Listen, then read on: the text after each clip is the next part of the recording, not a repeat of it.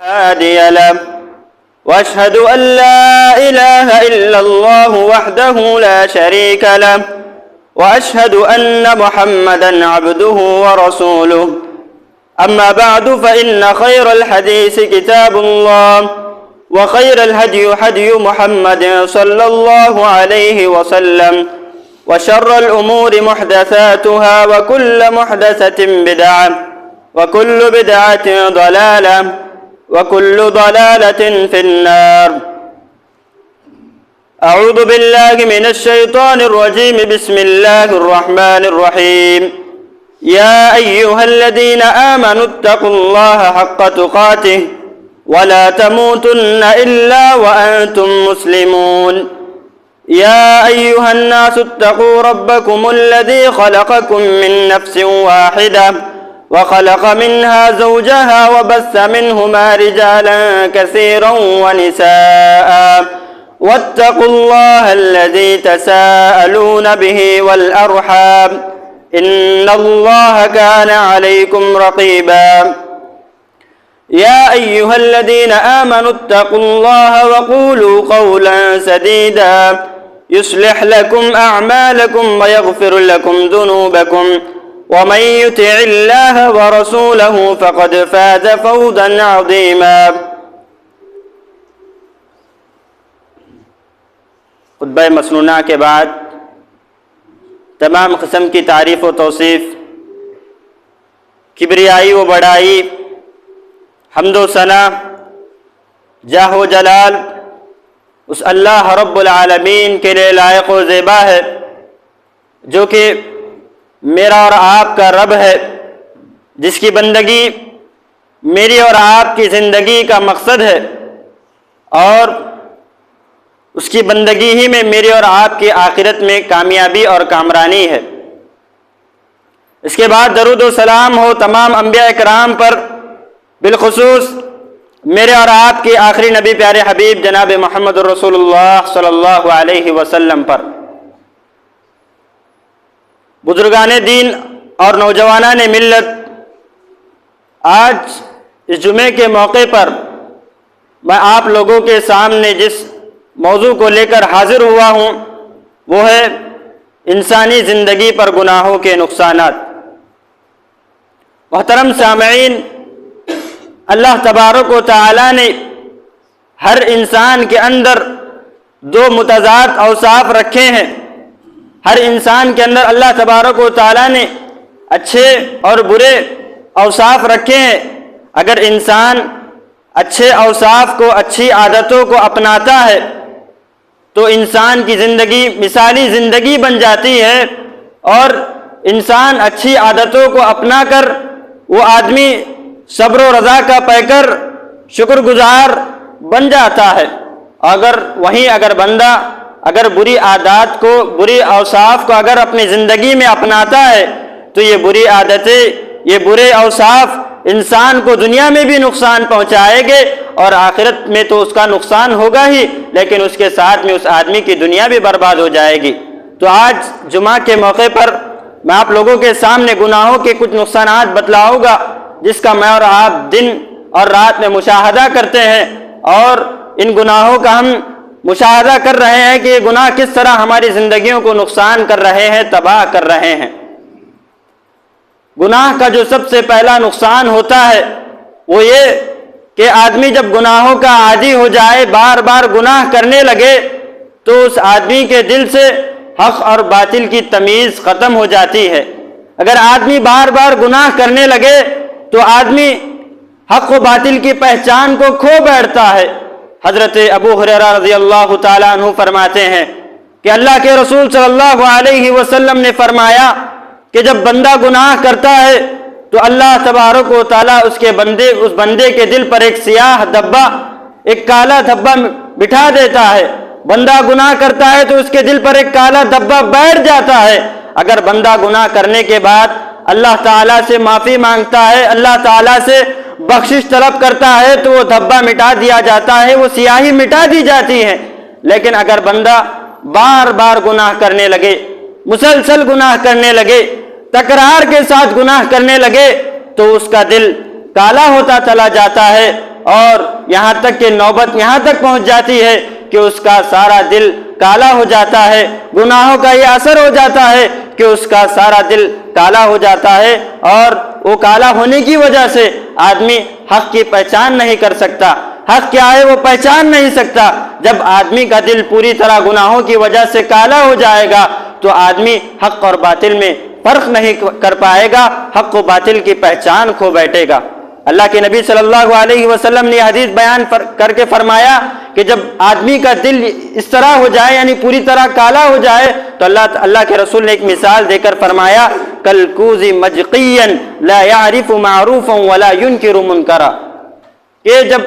آدمی کا دل ایک دم سیاہ ہو جاتا ہے، کالا ہو جاتا ہے، تو اس کی مثال ایک ایسے لوٹے کی طرح ہو جاتی ہے، ایک الٹے لوٹے کی طرح ہو جاتی ہے کہ نہ وہ معروف کو، اچھائی کو اپناتا ہے اور نہ منکر کو روکتا ہے۔ مثال کے طور پر میں آپ کو ایک بات سمجھانا چاہتا ہوں کہ ایک لوٹا ہے، اگر اس کو الٹا رکھ دیا جائے، آپ اس الٹے کے اندر مثال کے طور پر آپ اس میں پانی ڈالے یا پھر دودھ ڈالے یا پھر کوئی بھی چیز اگر آپ اس برتن میں، الٹے برتن میں اگر آپ ڈالنا چاہے تو وہ برتن ان چیزوں کو، اس پانی کو اپنے اندر نہیں سموئے گا، وہ پانی بہہ جائے گا، وہ دودھ بہہ جائے گا۔ اور اگر لوٹا سیدھا ہوگا تو آپ اس میں کوئی بھی چیز ڈالیں گے تو وہ چیز اپنے اندر سموئے گا، اس چیز کو اپنے اندر ٹھہرائے رکھے گا۔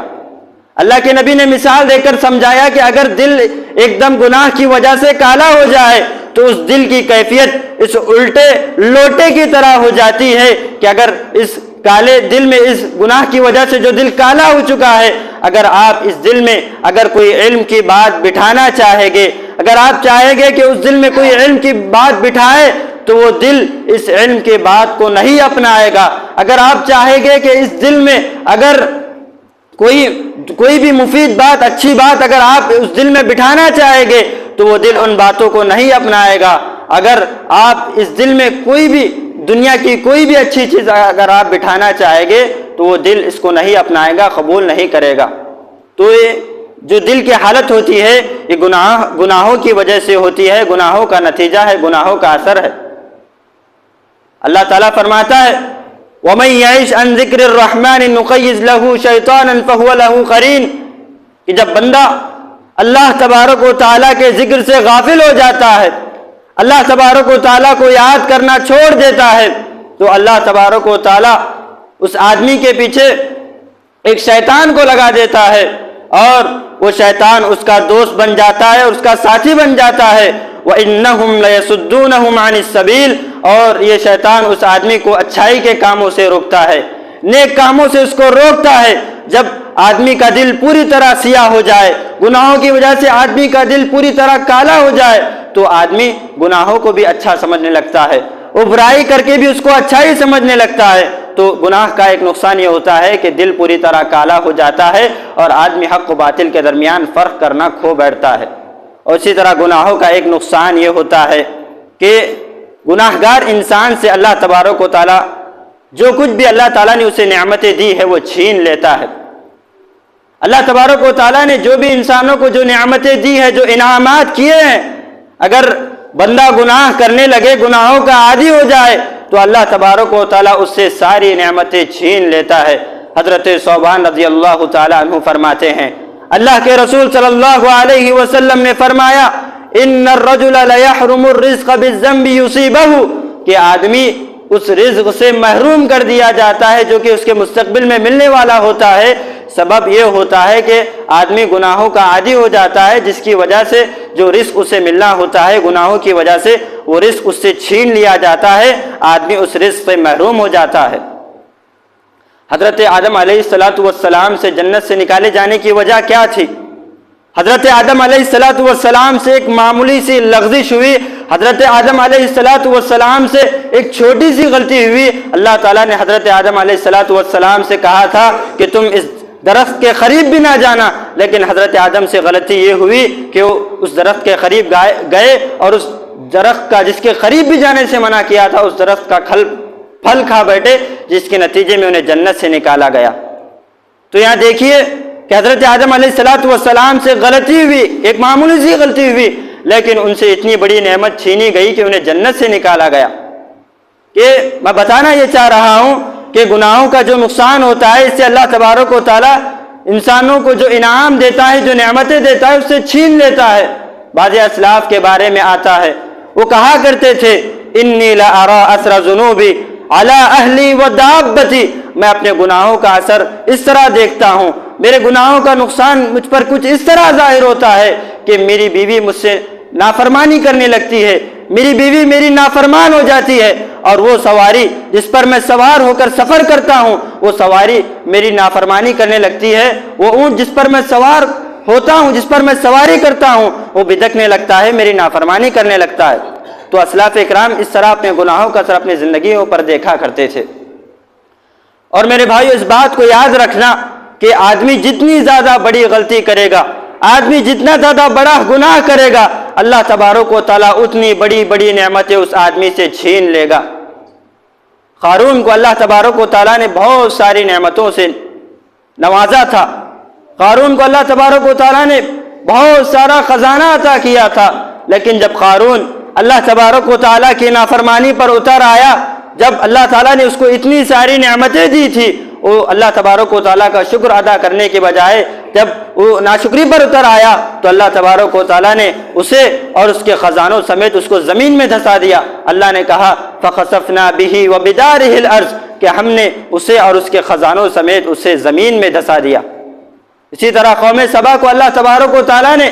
ہرے بھرے باغات عطا کیے تھے، اچھے باغات عطا کیے تھے، لیکن جب قوم سبا نے ان ہرے باغات کو پانے کے باوجود، جب قوم سبا نے اللہ تبارک و تعالیٰ کی نافرمانی کی، گناہوں کی زندگی گزارنے لگے، جب ان نعمتوں کو پانے کے باوجود اللہ تعالیٰ کا شکر ادا کرنے کے بجائے جب وہ لوگ نافرمانی پر اتر آئے تو قوم سبا کے جو ہرے بھرے باغات تھے، اللہ تبارک و تعالیٰ نے ان ہرے بھرے باغات کو خاردار جھاڑیوں میں تبدیل کر دیا۔ تو گناہ کا نقصان یہ ہوتا ہے کہ جو بندے کو اللہ تبارک و تعالیٰ جو نعمتیں دیتا ہے، جو انعامات اسے عطا کرتا ہے، جب بندہ گناہوں کا عادی ہو جاتا ہے تو دھیرے دھیرے وہ نعمتیں اس سے چھینتی چلے جاتی ہے اور آدمی کو احساس تک نہیں ہوتا۔ آج ہم دیکھتے ہیں کہ کئی لوگ حادثات کا شکار ہوتے ہیں، ہم اپنے آنکھوں سے کئی ایسے مناظر کا مشاہدہ کرتے ہیں کہ کوئی آدمی سخت بیماری میں، موذی بیماری میں مبتلا ہے، کوئی سڑک حادثے کا شکار ہو کر مر رہا ہے، کوئی بڑی بڑی پریشانیوں میں مبتلا ہے، اس کی زندگی کا سکون اس سے چلا گیا ہے۔ آخر اس کی وجہ کیا ہے؟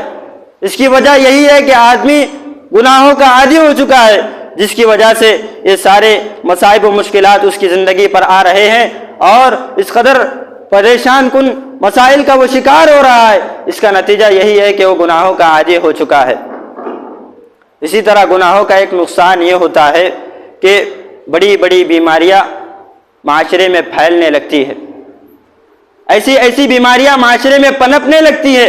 جس سے کہ پہلے کے لوگ واقف ہی نہیں تھے۔ اللہ کے رسول صلی اللہ علیہ وسلم نے فرمایا ما ظہرت الفاحشہ فی قوم حتی اعلنوا بها الا ابتلوا بالطاعون والاوجاع التي لم تكن في اسلافهم الذين مضوا، اگر کسی قوم میں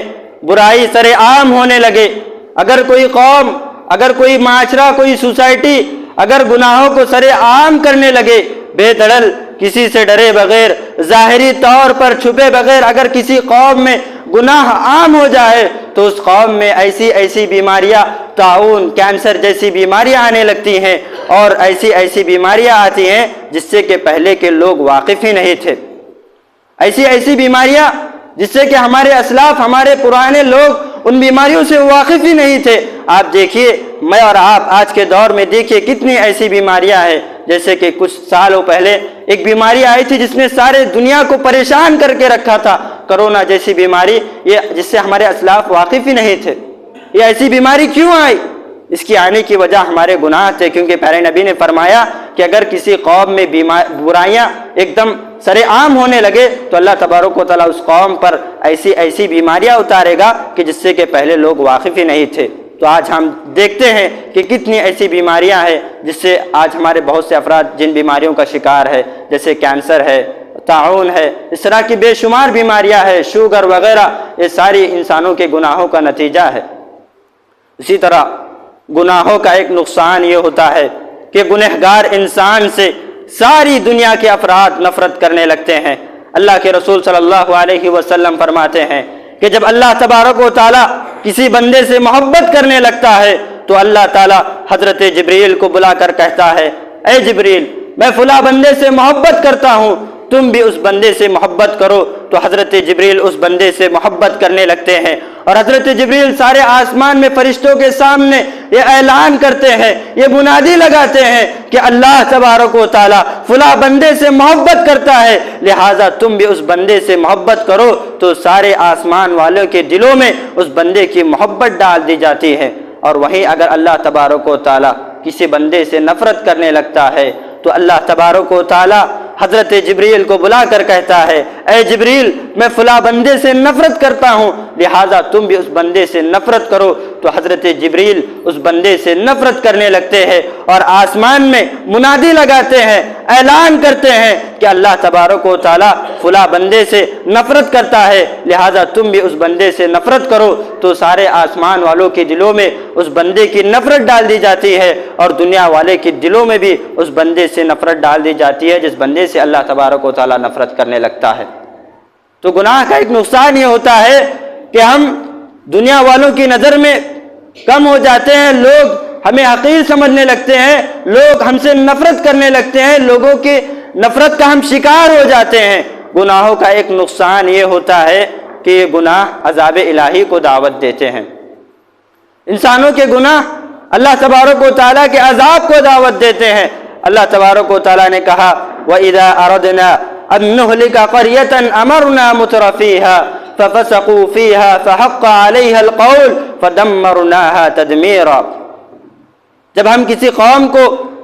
ہلاک کرنے کا ارادہ کرتے ہیں تو اس کے خوشحال لوگوں کو ہم حکم دیتے ہیں، لیکن اگر یہ خوشحال لوگ جب اللہ تبارک و تعالیٰ کی نافرمانی پر اتر آتے ہیں، فسق و فجور کی زندگی گزارنے لگتے ہیں، تو ہم ان لوگوں کو عذاب میں مبتلا کر دیتے ہیں اور انہیں تہس نہس کر کے رکھ دیتے ہیں۔ گناہ کا ایک نقصان یہ ہوتا ہے کہ اللہ تبارک و تعالیٰ قوموں کو عذاب میں مبتلا کر دیتا ہے۔ قوم بنی اسرائیل جو کہ فرعون کے ظلم کا شکار ہو چکی تھی، فرعون ان پر ظلم و ستم کے پہاڑ ڈھو رہا تھا، لیکن اللہ تبارک و تعالیٰ نے موسیٰ علیہ السلام کے ذریعے اس قوم کو نجات عطا فرمائی۔ حضرت موسیٰ علیہ السلام بنی اسرائیل کو لے کر سمندر کے دوسرے پار چلے گئے، وہاں اللہ تبارک و تعالیٰ نے انہیں ہر طرح کے نعمتوں سے نوازا۔ سب سے پہلی چیز تو فرعون کے ظلم سے بنی اسرائیل کو نجات دلایا۔ بنی اسرائیل کے پاس جب وہ موسیٰ علیہ السلام انہیں لے کر جب سمندر کے اس پار چلے گئے تو بنی اسرائیل کے پاس نہ رہنے کے لیے مکان تھا، نہ چھت تھی، نہ کھانے کے لیے کھانا تھا، نہ پانی کے لیے پانی تھا، پینے کے لیے پانی تھا۔ لیکن ایسے موقع پر اللہ تبارک و تعالیٰ نے ان پر یہ انعام کیا کہ اللہ تبارک و تعالیٰ نے بنی اسرائیل کے لیے کھانے کا انتظام کچھ اس طرح فرمایا کہ آسمان سے من و سلویٰ کو نازل فرمایا۔ اللہ تبارک و تعالیٰ نے ان کے لیے آسمان سے من و سلویٰ کو اتارا اور بادلوں کو ان کے لیے چھت کا ذریعہ بنایا، بادل ان کے لیے سایہ فراہم کرنے لگے۔ اللہ تبارک و تعالیٰ نے انہیں یہ انعامات عطا کی تھی۔ اللہ تعالیٰ نے کہا، وَظَلَّلْنَا عَلَيْكُمُ الْغَمَامَ وَأَنزَلْنَا عَلَيْكُمُ الْمَنَّ وَالسَّلْوَىٰ كُلُوا مِن طَيِّبَاتِ مَا رَزَقْنَاكُمْ۔ اللہ تعالیٰ نے ان پر یہ احسان کیا کہ ان پر بادلوں کا سایہ فراہم کیا اور ان پر آسمان سے من و سلویٰ کو اتارا۔ لیکن یہ سارے انعامات عطا کرنے کے بعد اللہ تبارک و تعالیٰ نے صرف ان سے ایک ہی چیز مانگی کہ تم اللہ تبارک و تعالیٰ کے رزق کو کھاؤ اور اس کا شکر ادا کرو۔ لیکن یہ بنی اسرائیل جو کہ اتنی ساری انعامات کو پانے کے باوجود اللہ تبارک و تعالیٰ کی شکر گزاری کرنے کے بجائے نافرمانی پر اتر آئے۔ یہ قوم بنی اسرائیل جب اللہ تبارک و تعالیٰ کی نافرمانی کرنے لگی تو اللہ تبارک و تعالیٰ نے ان پر عذاب اتارا۔ بنی اسرائیل پر قسم قسم کے عذابات آئے۔ قرآن مجید میں ذکر آیا ہے کہ بنی اسرائیل پر تقریباً 9 عذابات آئے۔ اللہ تبارک و تعالیٰ نے انہیں اتنی بڑی نعمت عطا کی تھی، لیکن جب انہوں نے اللہ تبارک و تعالیٰ کی نافرمانی کی تو اللہ تبارک و تعالیٰ نے عذاب میں مبتلا فرمایا، اور یہ قوم 40 سال تک جنگلوں میں پھرتی رہی، بھٹکتی رہی۔ اس کی وجہ یہی تھی کہ جب انہوں نے اللہ تبارک و تعالیٰ کی جو انعامات تھی ان انعامات کا شکر ادا کرنے کے بجائے جب وہ نافرمانی پر اتر آئے تو اللہ تبارک و تعالیٰ نے 40 سال تک ان کو جنگلوں میں اسی طرح بھٹکتے رہ دیا۔ اسی طرح بہت ساری قومیں جو ہلاک ہوئی، قوم نوح کو دیکھیے، قوم نوح جو ہلاک ہوئی اس کی وجہ یہی تھی کہ حضرت نوح علیہ السلام نے انہیں 950 سال تک اللہ کی طرف بلایا، توحید کی طرف بلایا، لیکن جب اس قوم نے حضرت نوح علیہ السلام کی تعلیمات کو ٹھکرا دیا، اللہ تبارک و تعالیٰ کی نافرمانی پر اتر آئے، جب انہوں نے اللہ کے دین کا مذاق اڑایا، اللہ کے رسول کا مذاق اڑایا، جب حضرت نوح علیہ السلام جب ان کی سازشوں سے، ان کی تکلیفوں سے 950 سال محنت کرنے کے باوجود جب ان سے ناراض ہو گئے، جب ان سے تھک گئے، تو آخر میں اللہ تبارک و تعالیٰ سے دعا کی کہ اللہ اس قوم پر تو عذاب نازل فرما۔ تو اللہ تبارک و تعالیٰ نے حضرت نوح علیہ السلام کی قوم پر ایک ایسا سیلاب، ایک ایسا طوفان عطا فرمایا جو کہ دنیاوی تاریخ کا سب سے بڑا زلزلہ تھا، اور آسمان سے بارش اترا، زمین سے پانی نکلنے لگا، اور قوم نوح پوری طرح تباہ و برباد ہو گئی۔ اس کی وجہ یہی تھی کہ جب انہوں نے اللہ کی نافرمانی کی تو اللہ تبارک و تعالیٰ نے انہیں تہس نہس کر کے رکھ دیا۔ اسی طرح قوم سمود بھی جب انہوں نے اللہ تبارک و تعالیٰ کی نافرمانی کی تو ان پر اس طرح کا عذاب آیا کہ گرجدار آواز آئی اور انہیں تہس نہس کر کے رکھ دیا۔ اللہ نے کہا فَكُلًّا أَخَذْنَا بِذَنبِهِ، کہ جتنے بھی قوموں کو ہم نے ہلاک کیا، برباد کیا، اس کی وجہ یہی تھی فَكُلًّا أَخَذْنَا بِذَنبِهِ، کہ ہم نے ان سب کو ان کے گناہوں کی وجہ سے ان کو عذاب میں مبتلا کیا، ان کی گرفت کی۔ اسی طرح گناہوں کا ایک نقصان یہ ہوتا ہے کہ دنیا کا نظام درہم برہم ہو جاتا ہے، دنیا میں فساد پھیل جاتا ہے۔ اللہ نے کہا مَا ظَهَرَ الْفَسَادُ فِي الْبَرِّ وَالْبَحْرِ بِمَا كَسَبَتْ أَيْدِي النَّاسِ، کہ یہ جو زمین میں یہ جو فسادات ہو رہے ہیں، زمین میں یہ جو قتل و غارت گری عام ہو رہی ہے، زمین کا جو سکون غارت ہو گیا ہے، یہ انسانوں کے گناہوں کا نتیجہ ہے۔ اللہ نے کہا فَبِمَا كَسَبَتْ أَيْدِي النَّاسِ، یہ لوگوں کے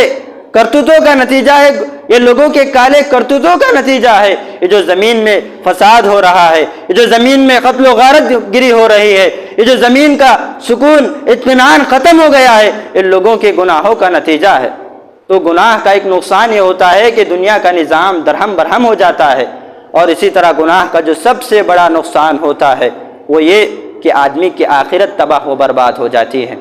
دنیا تو برباد ہوگی ہی، لیکن سب سے بڑا جو نقصان ہوتا ہے گناہ کا وہ یہ کہ آدمی کی آخرت تباہ و برباد ہو جاتی ہے۔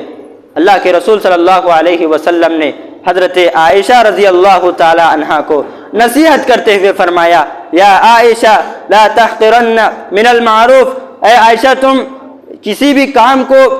معمولی نہ سمجھنا، اور آگے فرمایا کہ تم گناہوں کو معمولی نہ سمجھو۔ فَإِنَّ لَهَا مِنَ اللَّهِ طَالِبًا، کہ جو کچھ بھی آدمی گناہ کرتا ہے اس کو ایک فرشتہ اس کو شمار کر رہا ہے، اس کو لکھ رہا ہے۔ صحابہ، اسی طرح ایک اور روایت میں آتا ہے کہ اللہ کے رسول نے صحابہ کو نصیحت کرتے ہوئے فرمایا إِيَّاكُمْ وَمُحْقِرَاتِ الذُّنُوبِ، کہ تم گناہوں کو معمولی نہ سمجھو۔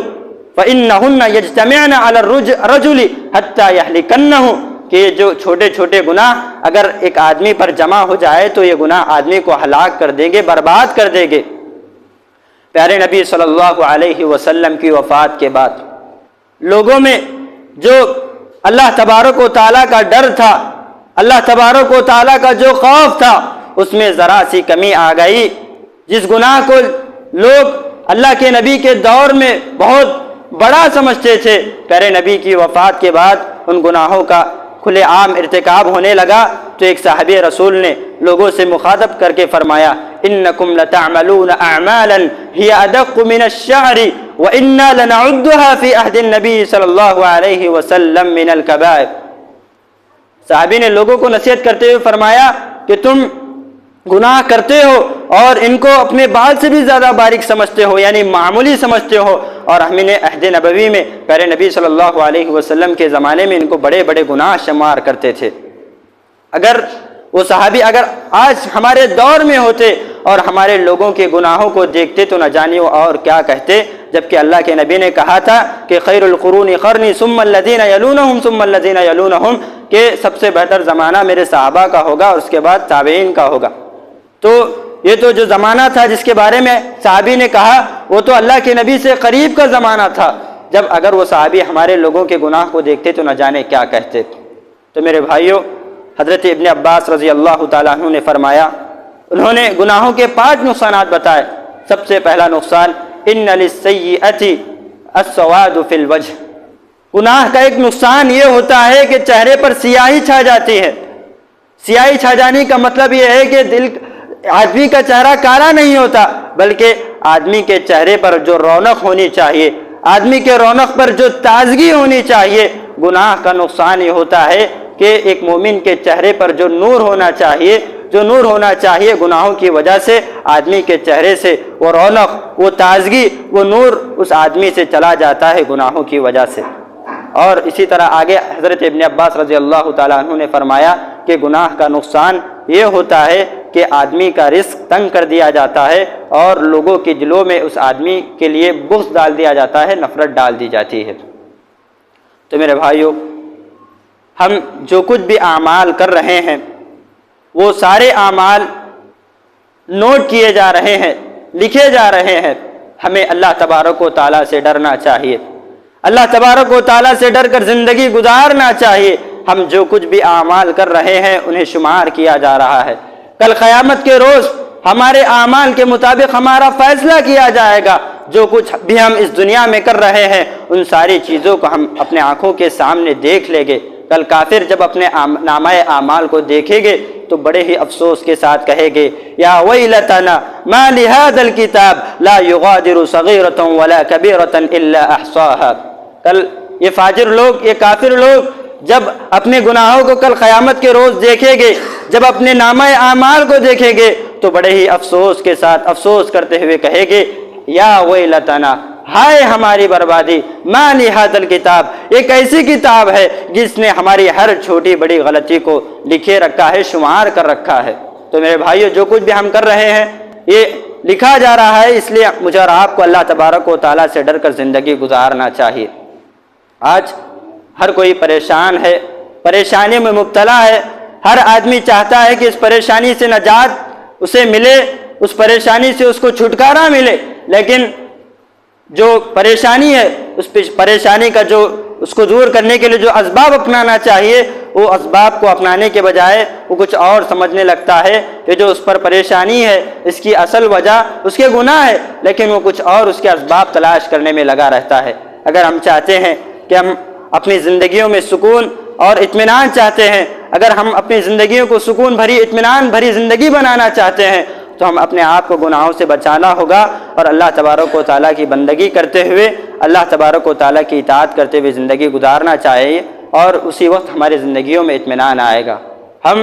اپنے آپ کو گناہوں سے اپنے آپ کو پاک و صاف رکھے اور اپنے آپ کو گناہوں سے پوری طرح صاف کر لے تو ہماری زندگیوں میں سکون آئے گا، اطمینان آئے گا۔ آخر میں اللہ تبارک و تعالیٰ سے دعا ہے کہ اللہ تبارک و تعالیٰ مجھے اور آپ کو ہمیشہ اچھائیوں میں، نیک کاموں میں آگے بڑھنے کی توفیق عطا فرمائے اور گناہ کے کاموں سے اپنے آپ کو دور رکھنے کی توفیق عطا فرمائے۔ آمین۔ وآخر دعوانا ان الحمد للہ رب العالمین۔